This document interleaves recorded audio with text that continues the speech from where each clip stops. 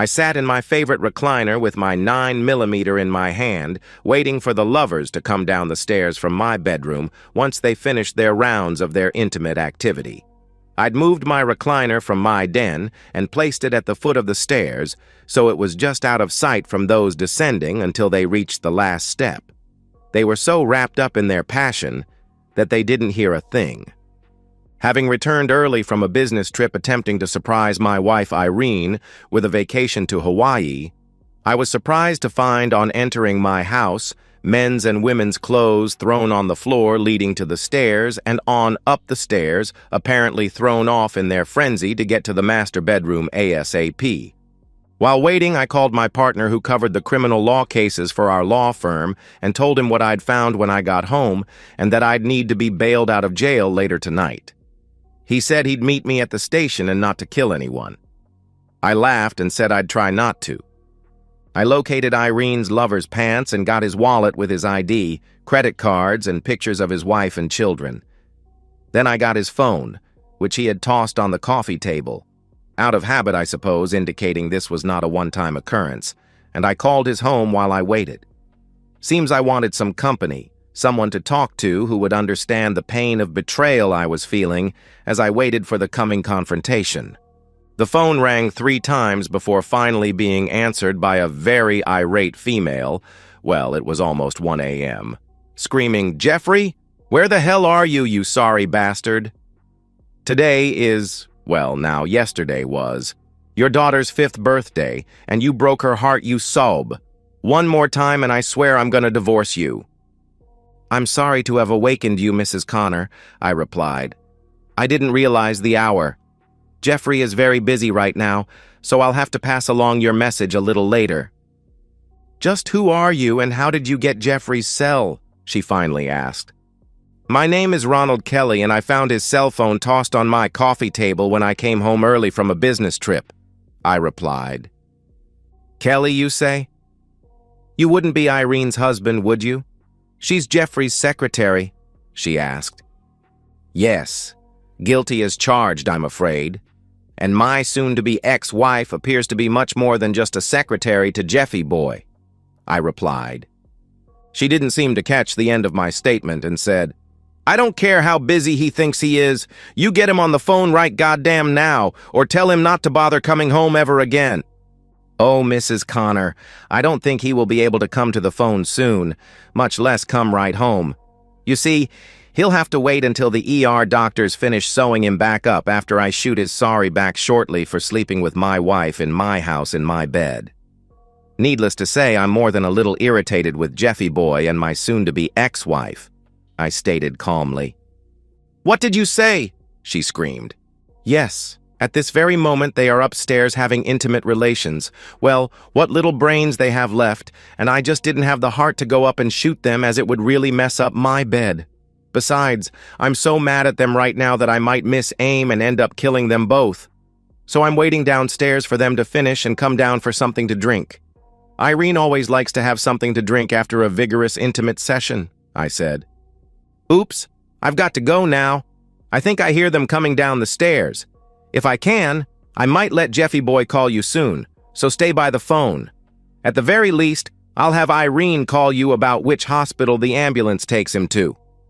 She said, "Don't bother. I don't want to see or hear from him ever again. Mrs. Connor, please think of your children. They'll hate you for keeping them from their father while he recovers in the hospital. You don't deserve that. As far as I can tell, you don't deserve any blame in this whole affair," I cautioned. "Neither do you." She sighed. "Okay, I'll await your call." Then she disconnected. As I sat waiting, my mind drifted to the life Irene and I had built together. 7 years of marriage, a beautiful home in the suburbs, and weekend trips to the coast. I'd given her everything within my power to give. My heart pounded in my chest, a mixture of rage and grief washing over me.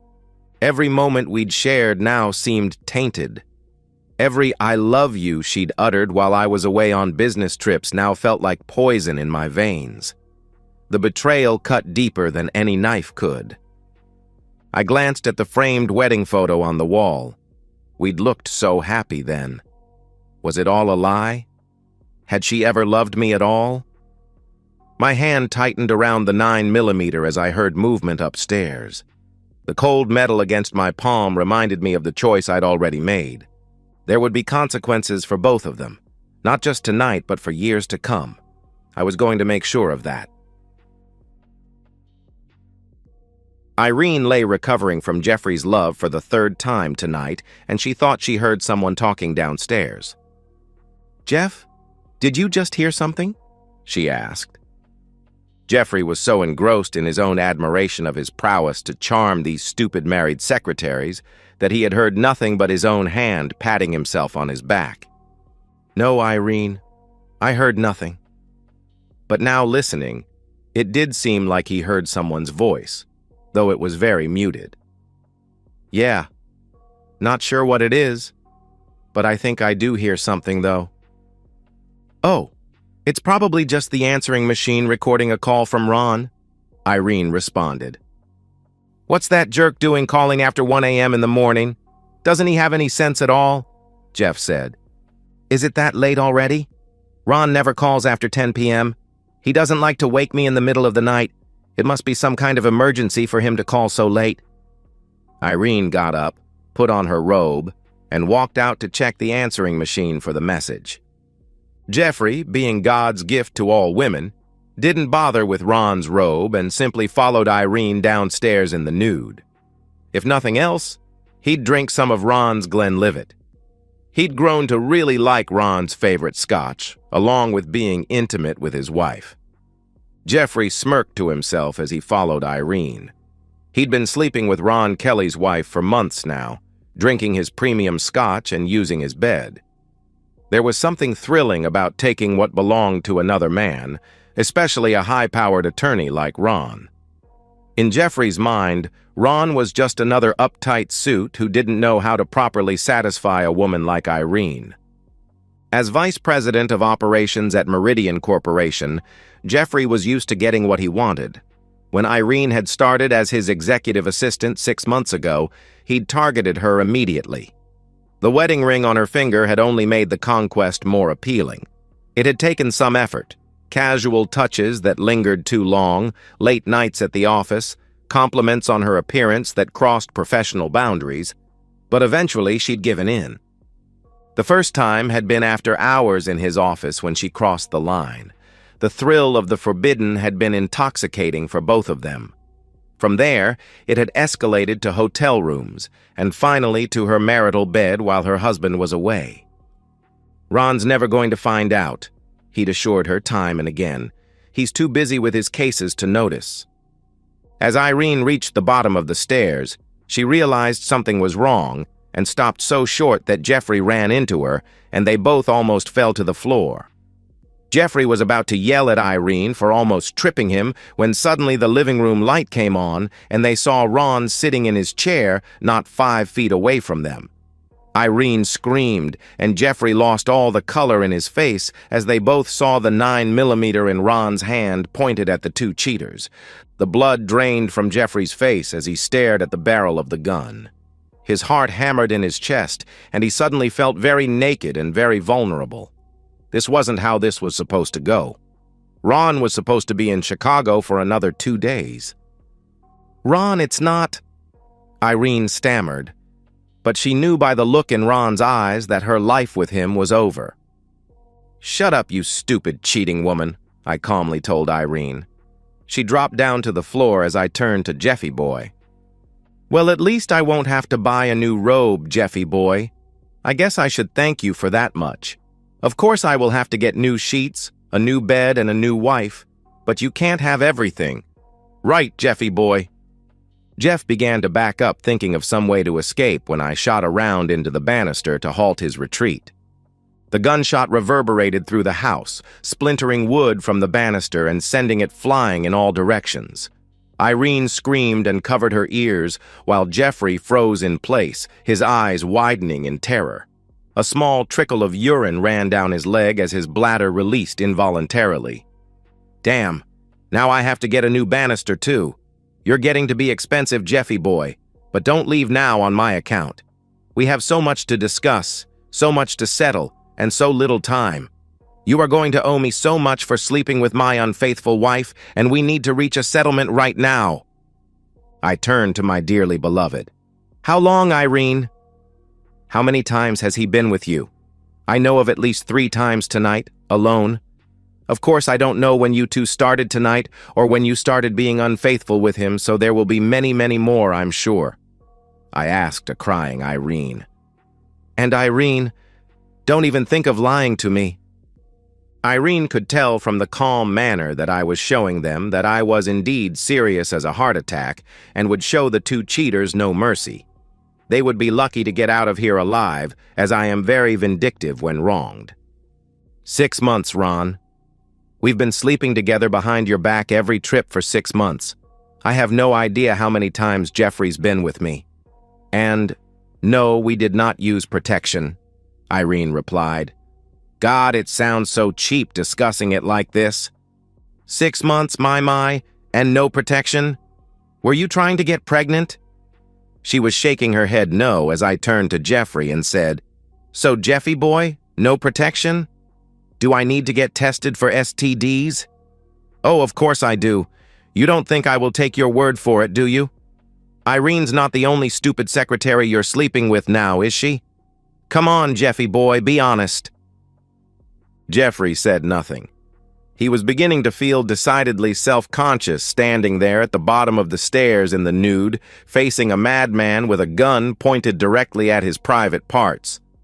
Irene was shocked. She'd never even thought about the possibility of passing an STD from Jeff to Ron, and her lack of considering this appalled her. Oh God, Ron, I'm so sorry.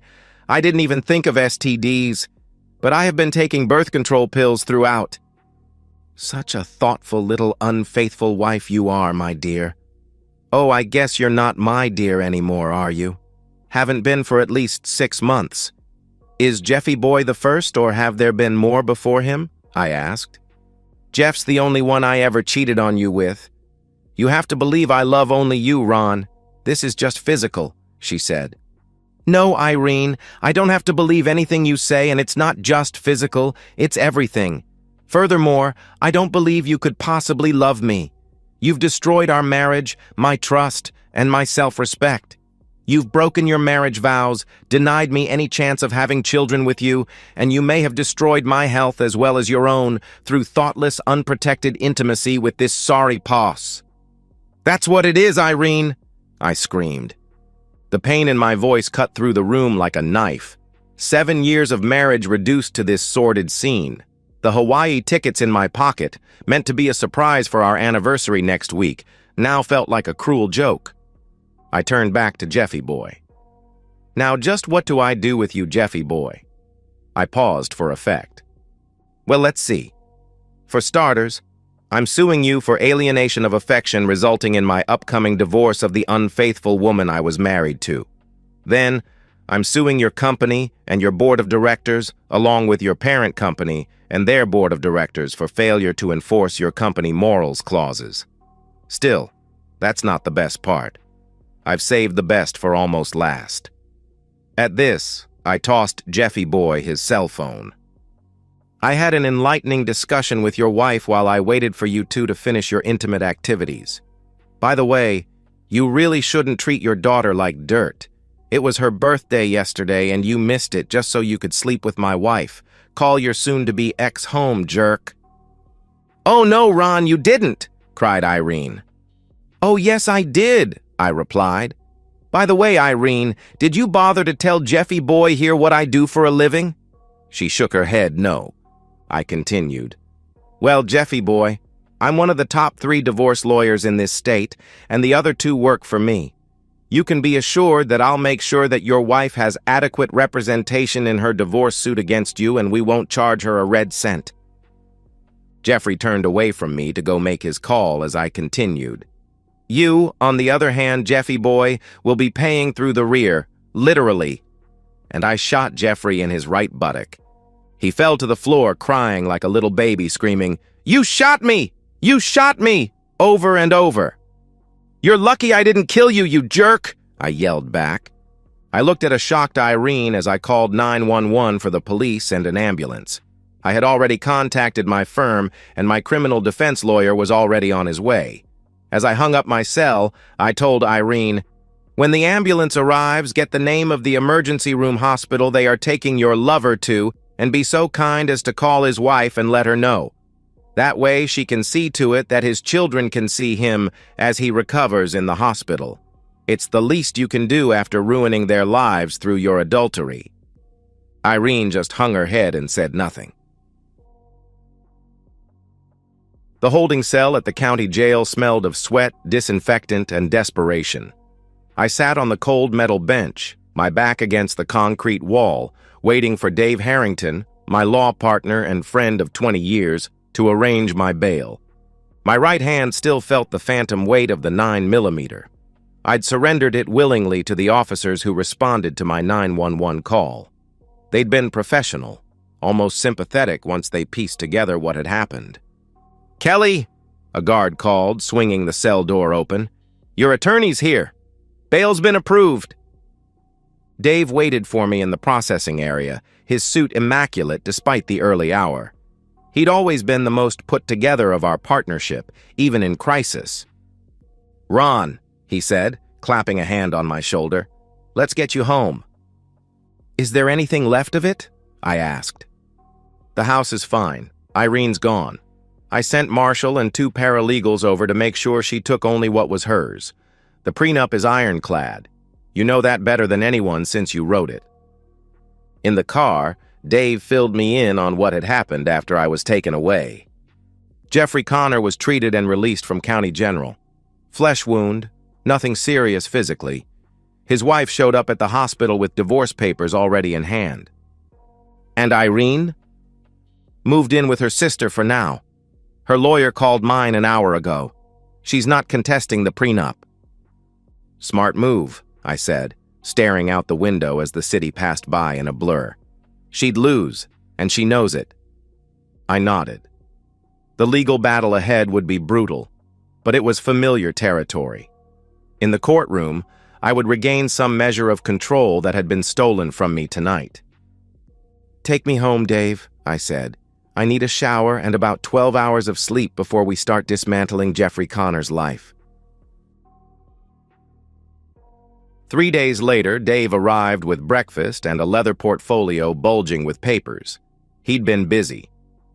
"Jeffrey Connor," he said, spreading files across my kitchen table, "has quite the history. 3 complaints of sexual harassment in the last 5 years, all settled quietly. His company, Meridian Corporation, has a pattern of protecting him. He's valuable to them, brings in major clients, closes big deals." I sipped my coffee, my legal mind already assembling the pieces. "So they enable his behavior?" "Exactly, and it gets better. Mrs. Connor, Sarah, came to the office this morning. She's ready to burn it all down. Seems Jeffrey's been playing this game for years. She has names, dates, text messages. She's willing to testify? More than willing, eager. She's already filed for full custody of their kids, citing moral turpitude and unfit parenting. The birthday incident was apparently the last straw." I nodded, feeling a strange kinship with Sarah Connor. Both of us were betrayed by the people we'd trusted most. "And Irene?" I asked, the name still bitter on my tongue. "Hired Sandra Lowell." I raised an eyebrow. Sandra was good, one of the few divorce attorneys in the state I genuinely respected. Smart choice. "Sandra called this morning. Irene's not contesting anything. She's waiving all claims to the house, investments, everything not explicitly granted to her in the prenup. She just wants her personal belongings and to be done with it." I nodded, turning my attention to the files. "Now, about Connor and Meridian Corp. I want them both to bleed." Dave smiled. "I thought you might say that." The corporate offices of Meridian Corp occupied the top 10 floors of a gleaming downtown skyscraper. 5 minutes after arriving unannounced with a process server and court reporter, we were escorted to the executive floor. Richard Tanner, Meridian's CEO, rose from behind his desk, hand extended, face plastered with a corporate smile that didn't reach his eyes. "Mr. Kelly, Mr. Harrington, to what do I owe this unexpected pleasure?" I ignored his hand. "You know exactly why we're here, Mr. Tanner. Your VP of Operations, Jeffrey Connor, has been having an affair with my wife, who happens to be his secretary, an affair conducted largely on company time in company facilities." Tanner's smile faded. "I'm sorry to hear that, Mr. Kelly, truly. But that sounds like a personal matter between you, your wife, and Mr. Connor." I nodded to the process server, who stepped forward and handed Tanner a thick envelope. "This makes it your matter. Meridian Corp. is being sued for fostering a hostile work environment, failure to enforce morality clauses, and negligent supervision of a sexual predator." Tanner's face darkened as he skimmed the documents. "These are serious allegations, Mr. Kelly." "With serious evidence to back them up," Dave added, "including testimony from multiple women who've been harassed or coerced by Mr. Connor over the years." Tanner's jaw tightened. "What exactly are you looking for here, Mr. Kelly?" "Justice," I said simply, "and accountability. Your company has allowed Connor to operate unchecked for years, settling complaints quietly while he continued to victimize women. That ends today. Our legal team will—" "Your legal team," Dave interrupted, "will advise you to settle quickly and quietly, but we're not interested in quiet. Every motion, every filing, every deposition will be public record. The press will have a field day." Tanner sat down heavily. "What would it take to resolve this amicably?" I leaned forward and named my terms, including a 7-figure sum that made Tanner blanch. 2 days later, Tanner called personally to accept our terms. 3 years later. The Hawaiian sunset painted the sky in shades of orange and gold as I stood on the lanai of my beachfront condo. The same condo I'd nearly surprised Irene with 3 years ago. I'd kept the reservation, postponed it by 3 years, and decided to finally take the trip alone. My phone buzzed with a text message. Sarah Connor, now Sarah Mitchell, having reclaimed her maiden name. "Passed the bar exam? Celebrating tonight with the kids? Thank you for everything, Ron." I smiled and texted back my congratulations. Sarah had indeed made a formidable attorney, clerking at my firm through law school and accepting a position in our family law division upon graduation. Her personal experience made her especially effective with clients navigating the wreckage of betrayal. Jeffrey Connor's story had taken a darker turn. After being fired from Meridian, he'd struggled to find comparable employment. The scandal had made him toxic in corporate circles. Last I'd heard, he was selling used cars in a neighboring state, living in a small apartment, paying alimony and child support that consumed most of his income. And Irene? I rarely thought of her now. She'd moved to the West Coast shortly after our divorce. Through mutual acquaintances, I'd heard she'd rebuilt her life, a new job, new friends. She'd never remarried, though. Neither had I. My phone rang. Dave Harrington, my law partner, and the man who'd stood beside me through the darkest days. "Ron," he said when I answered. "Sorry to bother you on vacation, but I thought you'd want to know." "What is it?" "Irene called the office today. She's back in town, staying with her sister again. She asked if you'd be willing to meet with her." I felt a momentary tightness in my chest, but it passed quickly. "What did you tell her?" "That you were out of the country and unreachable. I didn't think you'd want the hassle." I gazed out at the darkening ocean. "You did right. Whatever she wants to say, it's too late." "That's what I figured." Dave paused. "There's something else, though. She's sick, Ron. Cancer. Advanced stage." The news hit me with unexpected force. Despite everything, despite the betrayal and the pain she'd caused, I couldn't summon satisfaction at her suffering. "How bad?" I asked. "Terminal, according to her sister. Months, not years." I closed my eyes, letting the information settle. When I opened them again, The first stars were visible in the Hawaiian sky. "I'll call her when I get back," I said finally, not promising anything more than that. After we hung up, I stood for a long time watching the waves. The vindictive satisfaction I'd expected to feel at the news of Irene's misfortune never materialized. Instead, I felt a complex mixture of emotions. Residual anger, certainly, but also a strange sort of peace. Sometimes the most painful endings lead to the most necessary beginnings. I hadn't wanted this path, hadn't chosen it. But standing here now, watching the first stars appear in the Hawaiian sky, I could acknowledge that the man I'd become in the aftermath was stronger, wiser, and perhaps even more whole than the man whose world had shattered that night. It wasn't the life I'd planned, but it was a good life nonetheless. Sometimes revenge isn't about destroying the other person. It's about rebuilding yourself into someone who no longer needs them. And that's the end of today's story. If you enjoyed it, please give this video a thumbs up and drop a comment below. Your support helps the algorithm push my content further. If you're new to the channel, don't forget to hit that subscribe button. It really helps me keep creating more stories for you. Thanks for watching, and I'll see you in the next one.